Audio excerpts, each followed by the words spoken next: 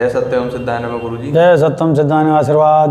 गुरुजी, होली का शुभ पर्व आ रहा है तो उसको लेकर बहुत सारे भक्तों के क्वेश्चन आते रहते हैं। उनमें से मैं एक आपके सामने पढ़ने जा रहा हूँ। भक्त का प्रश्न ये है, मैं मथुरा से प्रकाश शर्मा। स्वामी जी, मैंने आपकी बहुत सारी वीडियोस देखी हैं यूट्यूब पर। आप जैसा ज्ञान कहीं नहीं, आप बिल्कुल अलग ज्ञान देते हैं।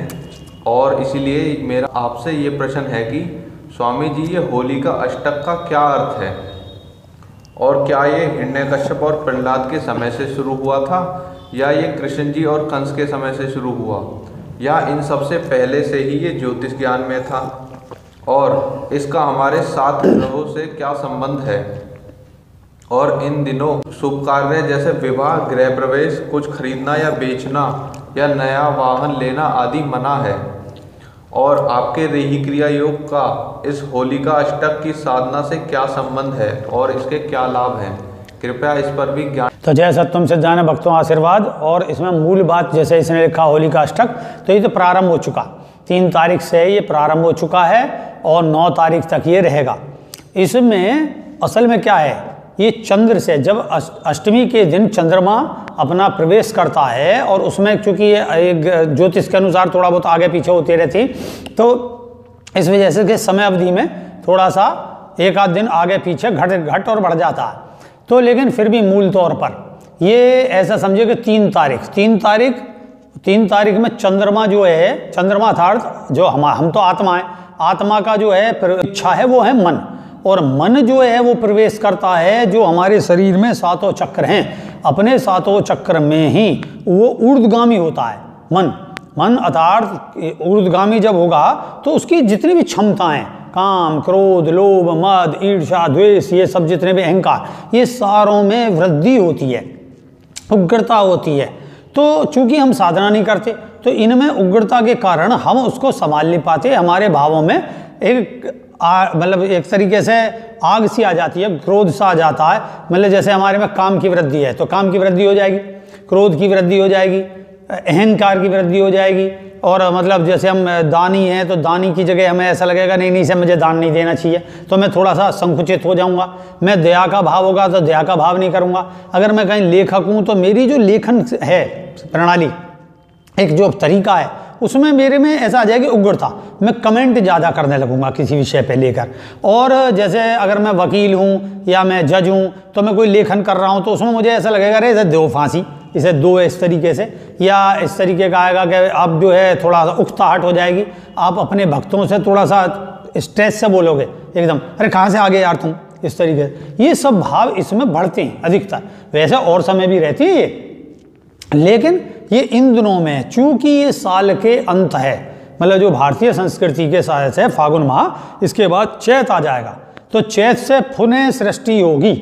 तो पुनः सृष्टि होगी, उसी कार से चैत की जो नवरात्रि हैं वे 9 दिन से प्रारंभ होती हैं। वो भी इसी प्रकार से हो जाएंगे कि चंद्रमा के प्रतिपदा से लेके और फिर जो 9वीं तक, ये इस तरीके से चलता। ये भी जो है चंद्रमा अर्थात मन, और मन की गति ऊपर की ओर चलेगी, सहस्त्रार की ओर। तो जब ये प्राकृतिक रूप से ही होता है, तो ये अनंत अनादि काल में ब्रह्म का जो ज्ञान है, ये अनादि काल में प्रहलाद और हिरण्यकश्यप और इनसे भी प्राचीन है, क्योंकि ईश्वरवाद तो इनसे भी बहुत प्राचीन काल का है, ये तो बहुत बाद की देन है।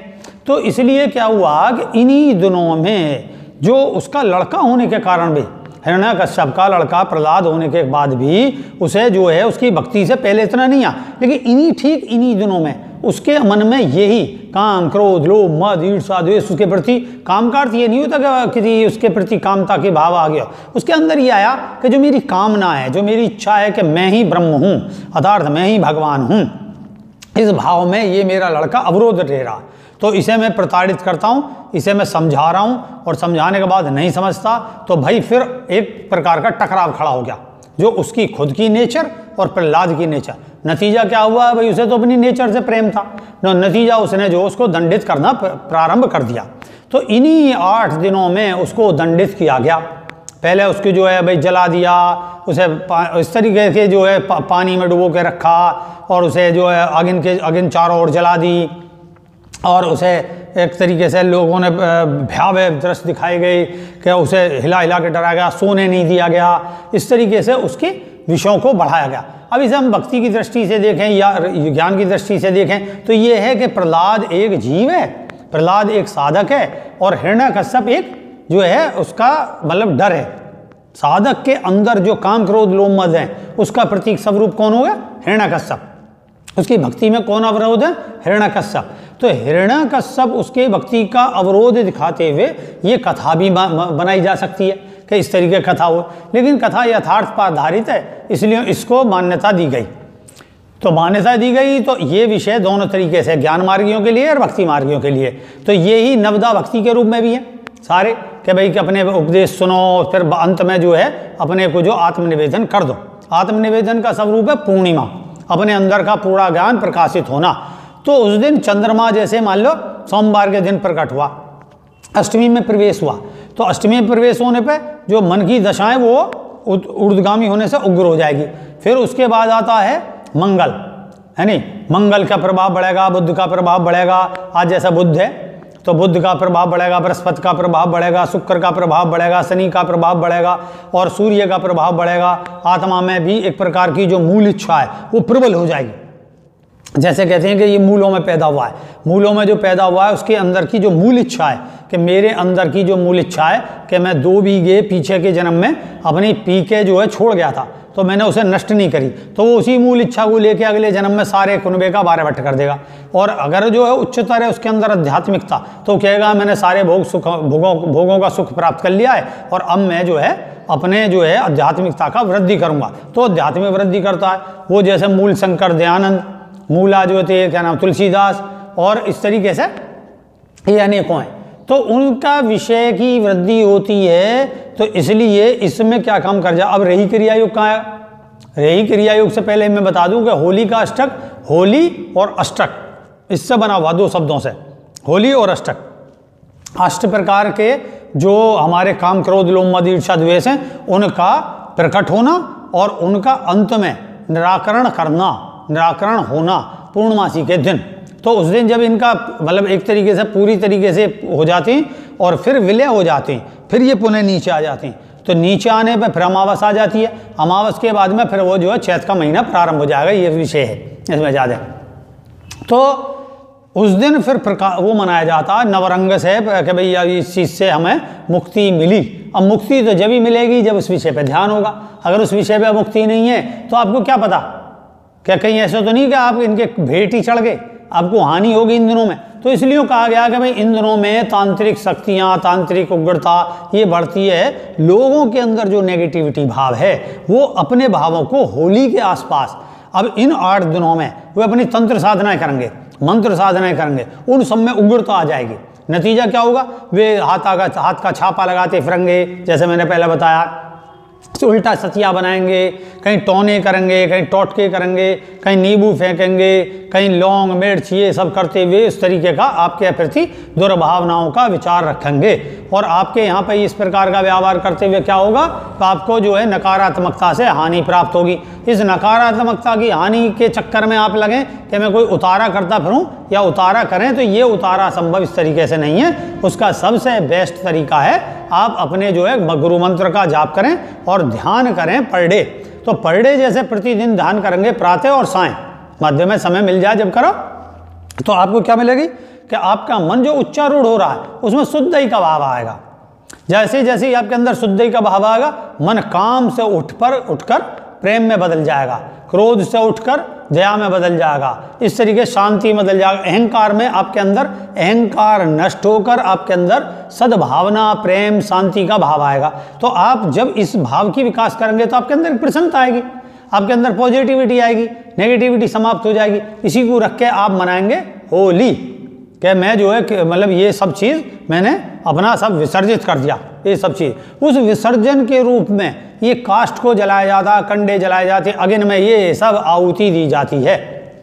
अपने जो है इष्ट या देवी देवता या गुरु को अर्पित किया जाता है कि मेरे अंदर जितने भी काम, क्रोध, लोभ, मद, ईर्ष्या, द्वेष थे, इस प्रकार का जो पुराना ये सामान है, जिस प्रकार ये पुराना सामान सब अग्नि को समाहित होकर फिर जो है समाप्त हो जाता है, फिर मैं नवीन चीज़ों को ग्रहण करता हूँ, ये भाव रख के होली बनाई जाती है। प्रेयर का भाव उसमें चक्र लगाना है, और ये सब विषय में थोड़ा सा पीछे बता चुका हूँ किस तरीके बनानी चाहिए। जो लोग इसमें भक्ति मार्ग में और प्रार्थना मार्ग में इसमें बिलीव करते हैं, उनके लिए नकारात्मक भाव का प्रभाव जैसे बढ़ेगा, उसके लिए क्या है, अपने यहाँ 9 दिन की अखंड ज्योत जला दें, जो होली के अगले दिन से, मतलब जिस दिन रंग खेला जाता है उस दिन तक जलती रहे अखंड ज्योत। इस अखंडता से आपके अंदर, जैसे मैंने बताई, मन की भाव बढ़ेगा ऊपर। चंद्रमा जो मूलाधार में प्रवेश करता था, मन जो है मूलाधार में प्रवेश करता है, काम की जो वृद्धि होगी वो काम की वृद्धि शांति को प्राप्त करेगी, आपका काम का दमन होगा। काम का दमन का अर्थ काम में एक अनिश्चित जो प्रभाव है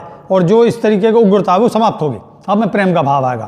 तो मूलाधार स्वाधिष्ठान शनि का प्रभाव है, तो शनि अपने भाग में वृद्धि होगी, और मंगल है नाभि में, तो मंगल में जो आपकी कर्म है, कर्म का जो प्रभाव है वो उसमें वृद्धि होगी अच्छे की ओर। और जो हृदय बृहस्पति का प्रभाव बढ़ेगा तो उसमें ज्ञान, पद, वैराग, विवाह, मांगलिक कार्य, इस सब में एक शुभता आएगी। और फिर कंठ में ये बुध है, तो बुध में वाणी में मधुरता आएगी, वाणी बहुत शुभ होगी, जो बोलोगे अच्छा बोलोगे, क्रूरता कटुता क्या वाणी उसमें से प्रभाव जो है समाप्त हो जाएगा। फिर यहाँ है ही चंद्रमा, तो चंद्रमा का अर्थ है मन शांत हो जाएगा, मन में जो उग्रता है, बेचैनी है, उदासीनता आ रही है, आपको कुछ करने का मन नहीं कर रहा, ऐसा लग रहा है जैसे इन दिनों में बड़ी अजीब सा वातावरण फैला हुआ है, मैंने बताया ना उग्रता बढ़ती है, तो वो आ जाएगा। और सहस्त्रार विषय तो आत्मा का है, आत्मा में 90 दिन जो है पूर्णमासी को प्रकाशित हो जाएगी आत्मा। अब यहाँ रेही क्रिया योग कैसा आता है, तो रेही क्रिया योग में जब आप ध्यान करोगे तो आपका जो शरीर में जो है प्राण शक्ति है वो उसका ऊर्ध्वगमन होगा। मन जो है उसको, मन तो चल ही रहा है, बस तुम्हें थोड़ा सा उसके साथ सहयोग करना है। मन तो प्राकृतिक रूप से गतिमान चल रहा है, ऊपर की ओर आ रहा है, आत्मा के अंदर प्रवेश करके वो प्रकाशित होगा, बस तुम्हें उसके संग संग देना है। जैसे ही आप ध्यान करोगे अपने विषय पर ध्यान जाएगा, विषय अपने आप स्वयं आपके मंत्र जाप के साथ, जो भी आपका मंत्र है, सत्यम सिद्धानी पठवाय सत्यम, जो भी आप और कुछ जब मंत्र जपते तो उसे जप के साथ वो ऊर्ध्वगामी होता हुआ, आपको ज़्यादा प्रयास नहीं करना पड़ेगा, वो तो चढ़ रहा है, बस आपको उसमें उस भव्य धारा में अपने को जोड़ देना है। जैसे ही आपने जोड़ा आप ऊपर गए और आपके आत्म प्रकाश फैल जाएगा, और पूर्णमासी को जो है प्रकाशित हो जाओगे आप। और पूर्णमासी को कहोगे एम ब्रह्मास्मि एम सत्यास्मि, मैं ही सत्य हूँ, अर्थात अनादि काल से भी मैं ही था, वर्तमान में भी मैं ही हूँ, भविष्य में भी मैं ही रहूँगा। और इस सब इसके ये प्रश्न का उत्तर आपको मिल गया। और कोई विषय हो तो फिर बताना मुझे, फिर मैं बस उसका अपने सामर्थ्य अनुसार उत्तर दूंगा। इसी के साथ जय सत्यम सिद्धाय नमः। जय सत्यम सिद्धाय नमः।